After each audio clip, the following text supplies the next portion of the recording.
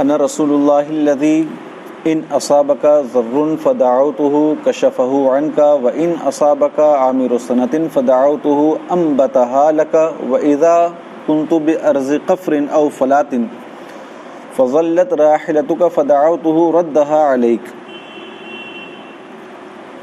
مشکات شریف کی حدیث ہے، حدیث پاک کا ترجمہ ہے۔ حضور صلی اللہ تعالی علیہ وسلم ارشاد فرماتے ہیں کہ میں اللہ کا ایسا رسول ہوں کہ اگر تمہیں کوئی تکلیف پہنچے اور میں اس سے دعا کروں تو وہ تمہاری تکلیف دور کر دے۔ میں اللہ کا ایسا رسول ہوں، اور اگر تمہیں قحط سالی پہنچے اور میں اس سے دعا کروں تو تیرے لیے فصل اگا دے۔ اور جب تم چٹیل زمین یا جنگل میں ہو اور تمہاری سواری گم ہو جائے اور میں اس سے دعا کروں تو اللہ وہ تمہیں واپس لوٹا دے۔ میں ایسا اللہ کا رسول ہوں۔ اس حدیث کا ما قبل یہ ہے کہ حضرت ابو جری جابر بن سلیم فرماتے ہیں کہ میں مدینہ شریف حاضر ہوا تو میں نے ایک صاحب یعنی حضور صلی اللہ تعالی علیہ وسلم کو دیکھا کہ لوگ ان کی رائے سے کام کرتے ہیں اور ہر بات پر عمل کرتے ہیں، بے وجہ معلوم کیے حکم کی تعمیل کرتے ہیں، سبب نہیں کہ یہ کریں گے تو کیا ہوگا، کیا فائدہ ہوگا، کیا نقصان، کچھ نہیں، بس کہہ دیا کرو تو کرتے ہیں، وجہ معلوم نہیں کرتے۔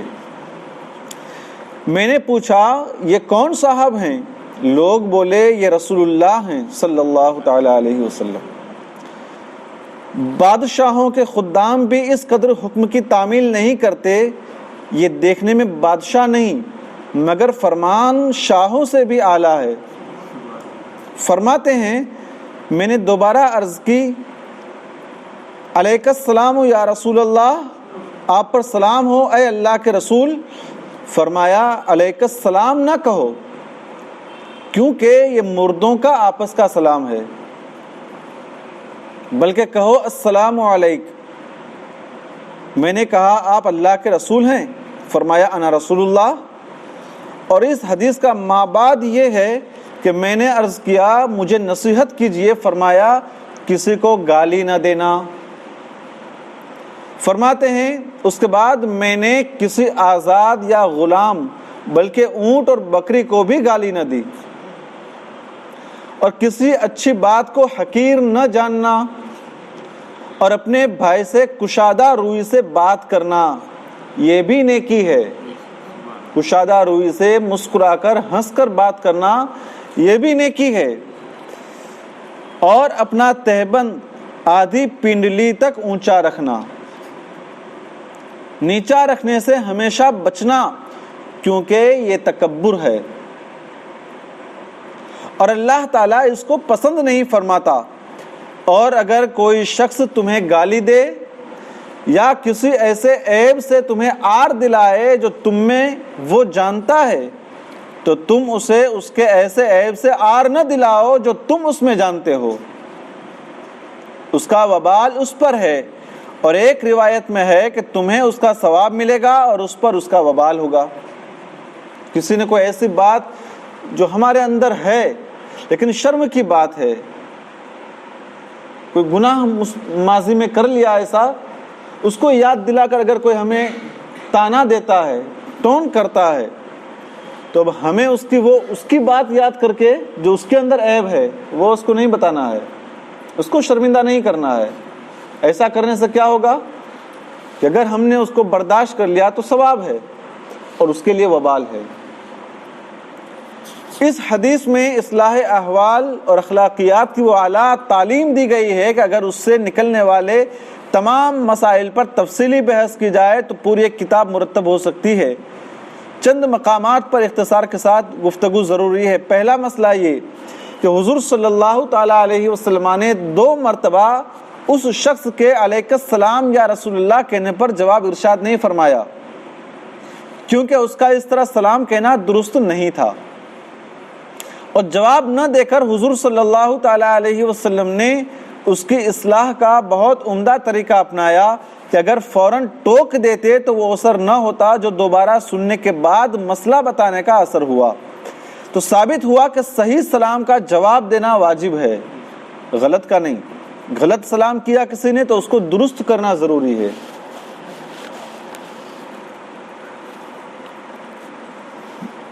غلط طریقے جو سلام کے رائج ہیں، بعض جاہل بھیا سلام، ابا سلام یا آداب عرض، تسلیمات عرض یہ کہتے ہیں، یہ سب غلط ہے۔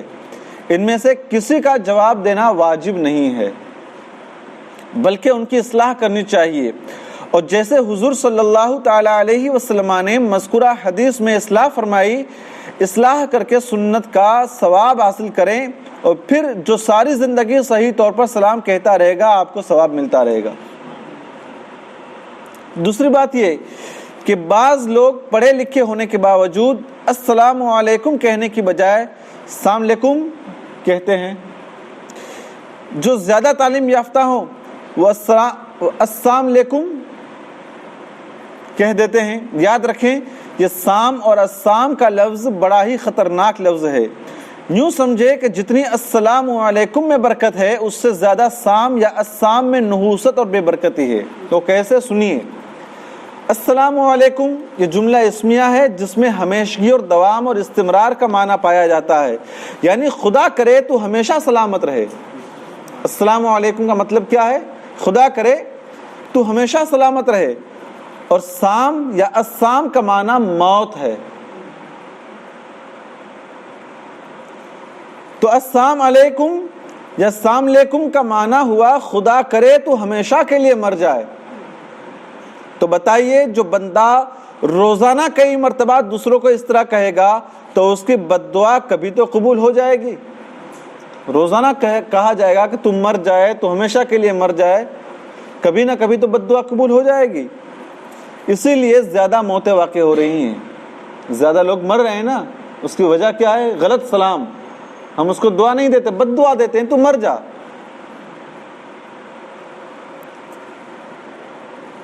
دعاؤں میں تو اثر ختم ہو گیا تو بد دعائیں ہی قبول ہو رہی ہیں۔ الغرض السلام علیکم میں دعا ہے اور السلام علیکم یا السلام علیکم میں بد دعا، اور لیکم تو بالکل مہمل لفظ ہے جس کا کوئی معنی نہیں۔ ایک مرتبہ کچھ یہودی حضور صلی اللہ تعالی علیہ وسلم کے پاس آئے تو انہوں نے اسی طرح کہا، حضور علیہ السلام نے جواب میں وعلیکم فرما دیا۔ انہوں نے کہا السلام علیکم تو حضور نے جواب میں علیکم فرما دیا۔ حضرت عائشہ صدیقہ رضی اللہ تبارک و تعالی عنہا نے یہودیوں کو برا بھلا کہنا شروع کر دیا، اس لیے کہ اس کا معنی مر جانے کا ہے نا۔ یہودیوں نے بری نیت سے یہ کہنا چاہا کہ حضور علیہ السلام معاذ اللہ اس دنیا سے رخصت ہو جائیں، مر جانے کے معنی میں ہے، بد دعا کے طور پر یہودیوں نے اس طریقے سے کہا۔ تو حضرت عائشہ نے ان کو برا بھلا کہنا شروع کر دیا۔ حضور علیہ السلام نے فرمایا کیا ہوا، نرمی کرو، نرمی کرو، علیک الرفق، نرمی کرو۔ عرض کیا حضور آپ نے سنا نہیں ان بدبختوں نے آپ کے لیے موت کی دعا کی ہے؟ حضور نے فرمایا ان بدبختوں کی کون سی دعا قبول ہو رہی ہے؟ تو یہودی ہیں، ان کی دعا کہاں قبول ہونے والی ہے؟ جواب میں نے وعلیکم کہہ دیا، ان کی قبول نہیں ہوگی اور میری رد نہیں ہوگی۔ اور تیسری بات یہ ہے کہ انگریزی کے دل دادا لوگ مختلف لفظوں سے سلام کہنے کی کوشش کرتے ہیں۔ مثال کے طور پر good morning, good afternoon, good evening, good night, یہ الفاظ بھی سلام کی جگہ بولنے بالکل فضول ہیں۔ اس سے نہ سلام کہنے کی سنت ادا ہوتی ہے نہ ہی جواب دینا واجب۔ اسی طرح ان الفاظ کے ترجمے سے سلام کہنا کہ صبح کا سلام، دوپہر کا سلام، رات کا سلام، یہ بھی غلط ہے۔ چوتھی بات کہ بعض لوگ صرف ہاتھ ہلا کر سلام کہہ دیتے ہیں، زبان سے کچھ نہیں بولتے، یہ بھی یہودیوں کا سلام قرار دیا گیا ہے، لہذا مسلمانوں کو اس سے بچنا لازم ہے۔ ہاں اگر ساتھ سلام کے الفاظ بھی بولے جائیں تو حرج نہیں، بالخصوص جو شخص کچھ دور ہو کہ آواز وہاں نہ پہنچتی ہو تو السلام علیکم کہہ کر ہاتھ سے اشارہ کر دے. دور ہے کوئی، ہماری آواز وہاں تک نہیں پہنچے گی تو زبان سے کہہ دیں السلام علیکم اور ہاتھ سے اشارہ بھی کر دیں، تاکہ وہ سمجھے کہ مجھے سلام کہہ رہا ہے، اور وہ بھی آگے سے سلام کے لفظ بول کر اشارہ کر دے، وہ بھی وعلیکم السلام کہہ کر اشارہ کر دے. اسی طرح کسی کو الوداع کہنا ہو تو دور سے اشارہ کر دیتے ہیں یا اشارہ کر کے بائے بائے کہہ دیتے ہیں. یہ غلط طریقہ ہے. بائے بائے کا مطلب تو یہ بنتا ہے کہ جاؤ کبھی واپس نہ آنا. پانچویں بات، بعض لوگوں کو سلام کیا جائے تو جواب میں جیتے رہو یا بسم اللہ کہہ دیتے ہیں، یا آؤ جی آؤ یہ کہہ دیتے ہیں. ہم کہتے ہیں السلام علیکم، کہتے ہیں آؤ آؤ بیٹھو. تو اس سے واجب ادا نہ ہوگا اور بندہ گنہگار ہوگا. سلام کا جواب دینا ہے، اور سلام کا جواب آؤ بیٹھو جیتے رہو، یہ سلام کا جواب نہیں ہے.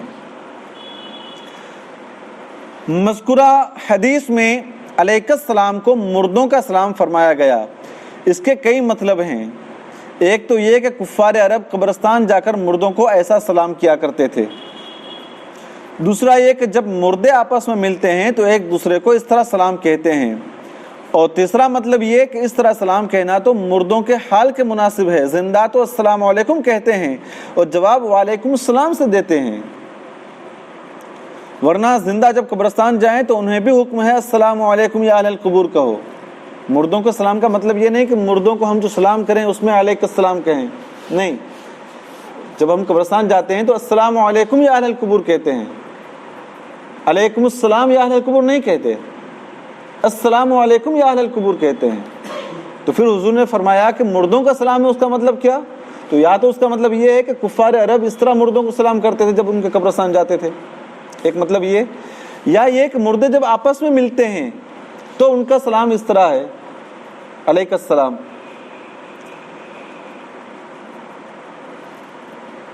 حضور علیہ الصلوۃ والسلام نے مذکورہ فی الحدیث میں جس شخص کو، جو خود راوی ہیں، راوی حدیث ہیں اور صحابی بھی ہیں، دیہات کے رہنے والے تھے، کبھی کبھار مدینے آتے تھے، اس لیے ان سے بہت کم حدیثیں مروی ہیں، ان کو فرمایا کہ کسی کو گالی نہ دینا، کسی کو گالی نہ دینا. حضور صلی اللہ تعالیٰ علیہ وسلم کے اس حکم کی کس قدر تعمیل کی کہ فرماتے ہیں انسان تو انسان، کبھی کسی جانور کو بھی مرتے دم تک گالی نہیں دی. عمل کا یہ جذبہ اگر بیدار ہو جائے تو رحمتوں کے دروازے کھل جائیں. کتنے ہی مسلمان بات بات پہ گالیاں بکتے ہیں، بات بات پہ، بلکہ ایک بات میں 3 گالی. کئی لوگ ہنسی مذاق میں دوسرے کو ماں بہن کی گالی دیتے ہیں اور اس کو برا بھی نہیں سمجھتے. کئی لوگ چھوٹے بچوں کو جب بولنا سکھاتے ہیں تو بسم اللہ یا کسی اور بابرکت لفظ سے آغاز کرنے کی بجائے گالیاں سکھا کر اس کی زبان کھلواتے ہیں. باپ کہتا ہے ماں کو گالی دے، ماں کہتی ہے باپ کو گالی دے. جب وہ گالی دیتا ہے تو دونوں خوش ہوتے ہیں کہ ہمارے بیٹے نے باتیں کرنا شروع کر دی. پھر وہ بڑا ہو کر والدین کو گالیاں ہی دیتا ہے کیونکہ بنیاد ہی غلط رکھی ہے. شروعات ہی سب سے پہلا لفظ جو بولنا سکھایا وہی گالی تھا، تو پوری زندگی وہ ماں باپ کو گالی ہی دے گا. خوشت اول چون نہد معمار کج تا سریا می رود دیوار کج، کہ جب مستری پہلی اینٹ ہی ٹیڑھی رکھ دے، بنیاد میں ہی پایا ہی اس کا غلط ہو، تو آسمان تک بھی دیوار چلی جائے تو ٹیڑھی ہی رہے گی. وہ دیوار سیدھی نہیں ہو سکتی جس کی بنیاد ہی ٹیڑھی ہے. کئی والدین بڑھاپے کی حالت میں دھکے کھاتے دیکھے گئے ہیں، مولوی صاحب کوئی تعویذ دے دو. بچہ بڑی گندی گالیاں بولتا ہے، اب تعویذ کیا کرے، یہ بھول جاتے ہیں کہ خود ہی اس کی زبان کو گندا کیا ہے. مسلمانوں، اللہ نے تمہیں زبان بکواس کرنے اور گالیاں بکنے کے لیے نہیں دی، بلکہ دی زبان حق نے ثنائے مصطفیٰ کے واسطے، دل دیا حب حبیب کبریا کے واسطے. زبان گالی بکنے کے لیے نہیں ہے، حضور کی تعریف کے لیے ہے، اللہ کی حمد و ثنا کے لیے ہے، اچھی باتیں کرنے کے لیے، تلاوت قرآن کے لیے ہے، حدیث مصطفیٰ کا ذکر کرنے کے لیے ہے۔ ہمارے آقا صلی اللہ تعالیٰ علیہ وسلم کے بارے میں حضرت عائشہ صدیقہ فرماتی ہیں کہ آپ نے کبھی کسی کو گالی نہ دی، لا فاحشا ولا متفحشا، حضور نے کبھی کسی کو گالی نہیں دی۔ اور تیسری چیز جو حضور نے ارشاد فرمائی، ٹخنوں سے نیچے کپڑا اگر تکبر کی نیت سے ہو تو حرام ہے۔ حضور نے فرمایا نا آدھی پنڈلی تک کپڑا رکھو، پائجامہ آدھی پنڈلی تک، تو ٹخنے سے نیچے اگر کپڑا تکبر کی نیت سے ہے تو حرام ہے، حرام ہے۔ ویسے بے پرواہی سے ہو تو مکروہ تنزیہی یا خلاف اولا، اگر بے پرواہی میں ہے تو کیا ہے؟ مکروہ تنزیہی ہے یا خلاف اولا۔ اکثر احادیث میں جہاں اس سے منع فرمایا ہے ساتھ میں خیلا، بطرا وغیرہ کی قید لگائی ہے، لہذا مطلقاً اس کو حرام کہنا زیادتی ہے، مطلقاً اس کو حرام نہیں کہا جاتا۔ جیسے بہت سارے لوگ جب شادی کی بات آتی ہے تو کہتے ہیں کہ شادی تو سنت ہے، سنت رسول ہے، لیکن شادی کرنا صرف سنت نہیں ہے، کبھی کبھی فرض ہے، کبھی واجب ہے، کبھی سنت ہے، کبھی مکروہ ہے اور کبھی حرام ہے۔ بات سمجھ میں آئی؟ اس کی الگ الگ کیفیتیں ہیں، جیسی کیفیت ہوگی حکم اس طریقے کا ہوگا۔ تو ایسے ٹخنے کے نیچے کپڑا رکھنا حرام بھی ہے اور مکروہ تنزیہی بھی ہے۔ سمجھ میں آئی بات؟ اگر نیت تکبر کی ہے، تکبر کی نیت سے ٹخنے کے نیچے رکھا ہے، ٹخنا یعنی پیر کی یہ ہڈی، یہ ٹخنا ہے، اور یہ پنڈلی، حضور صلی اللہ تعالیٰ علیہ وسلم نے آدھی پنڈلی تک پائجامہ رکھنے کا کے بارے میں فرمایا اس حدیث میں۔ لیکن اگر ٹخنے کے نیچے تکبر کی نیت سے ہے تو حرام ہے، اور تکبر کی نیت نہیں ہے، ایسے ہی بے پرواہی میں رکھا ہے تو کیا ہے؟ خلاف اولا۔ لہذا مطلقاً اس کو حرام کہنا زیادتی ہے، اور کوئی تکبر سے کرتا ہے یا نہیں اس کا تعلق نیت کے ساتھ ہے۔ اب جس نے ٹخنے کے نیچے رکھا ہے تو وہ تکبر سے ہے یا لاپرواہی میں ہے، وہ کیسے پتا چلے گا؟ تو اس کی نیت پر ڈیپینڈ ہے نا۔ بعض لوگ اس معاملے میں بہت زیادتی کرتے ہیں۔ اخبارات میں آتا ہے کہ جب مرکز طیبہ مرید کے میں سالانہ اجتماع ہوتا ہے تو کینچیاں لے کر بیٹھے ہوتے ہیں، جس کی شلوار ذرا نیچے دیکھی اس وقت کاٹ دیتے ہیں، بلکہ اب تو یہ وہابیہ کی علامت بن گئی ہے، جیسے ہمیشہ سر منڈانا، سیماہم التحلیق، ان کی علامت حضور نے بتائی نا، سر منڈانا۔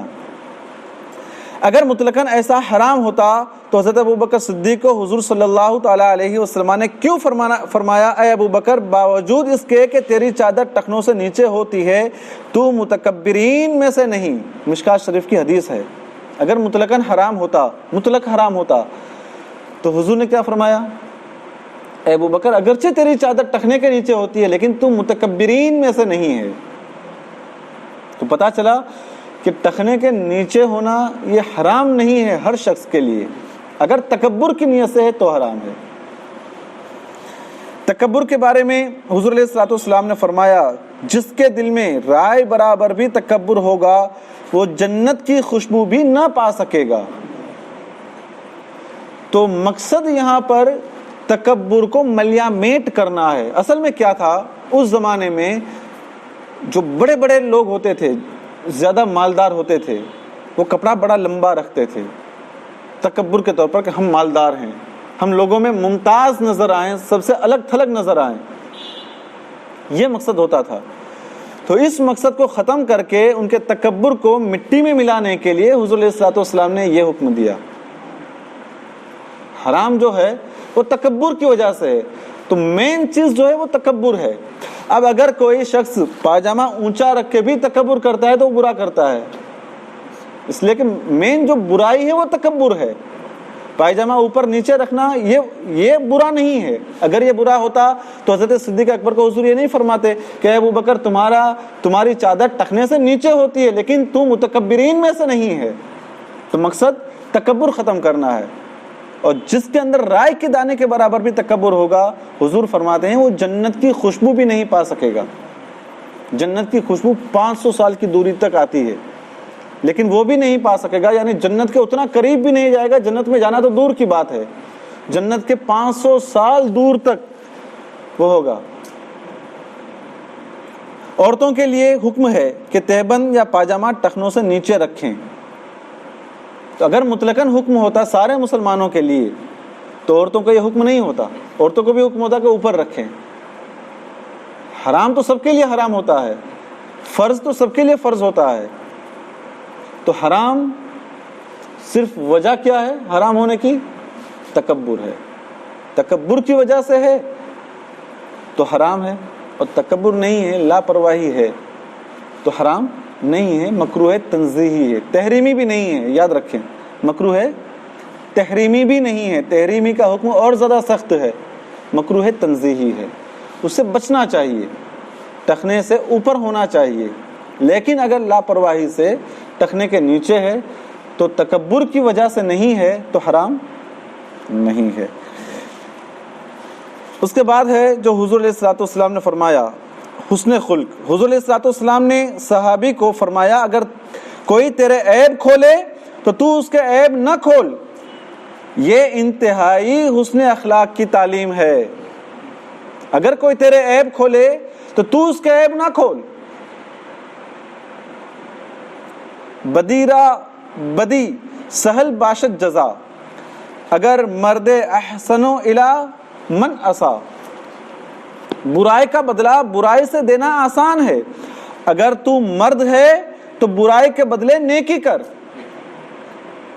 برائی کا بدلہ برائی سے دینا وہ تو بہت آسان ہے. اگر کوئی گالی بولے تم گالی بول دو سامنے، اگر کوئی تماچا مارے تم تماچا مار دو، وہ تو آسان ہے.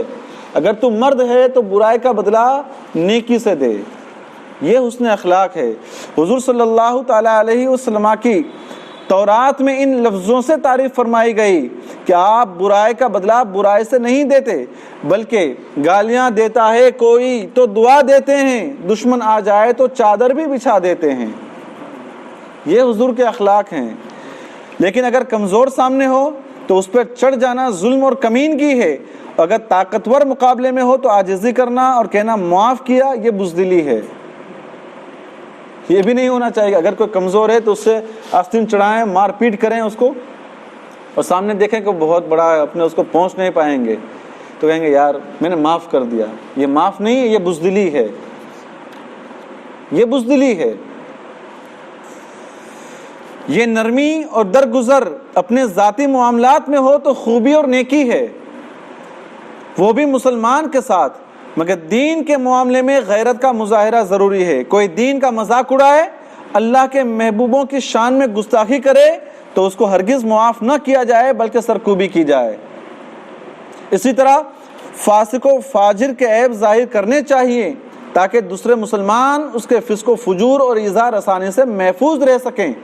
جیسا کہ خود اللہ تبارک و تعالیٰ نے ولید بن مغیرہ کے 10 عیب بیان فرمائے قرآن پاک میں.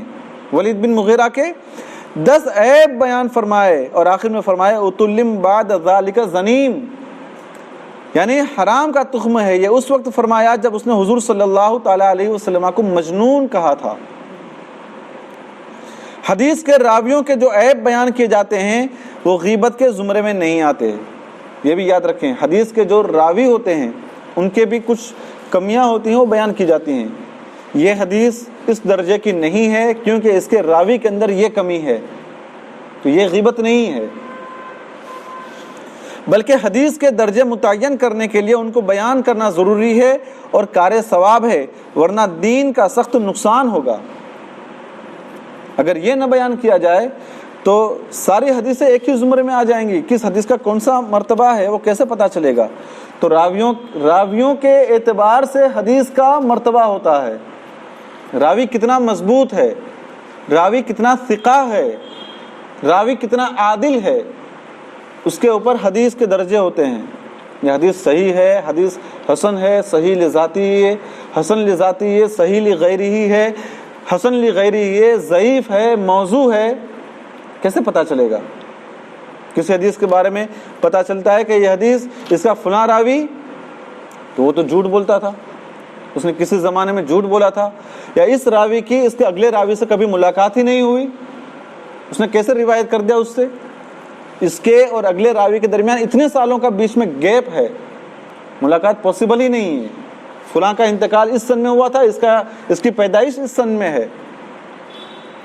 اس کے اندر علم حدیث جو ہے، اصول حدیث، اس میں لوگ اندر میں جا کر دیکھتے ہیں اور پھر ان کی کمیاں بیان کرتے ہیں راویوں کی. تو یہ عیب نہیں ہے، یہ غیبت نہیں ہے، یہ برائی نہیں، بلکہ یہ کرنا تو ثواب ہے. اگر یہ نہیں کریں گے تو حدیثوں کے درجے کیسے متعین ہوں گے؟ تو یہ ساری چیزیں انشاءاللہ تبارک تعالیٰ آنے والے درس میں پردہ پوشی. آخری ایک بات ہے پردہ پوشی. اس حدیث میں جو آخری بات تھی پردہ پوشی کے بارے میں، وہ انشاءاللہ تبارک و تعالیٰ آنے والے درس میں ہم سماعت کریں گے. اللہ تبارک و تعالیٰ ہم سب کو عمل کی توفیق عطا فرمائے اور حضور سرور عالم صلی اللہ تعالیٰ علیہ وسلم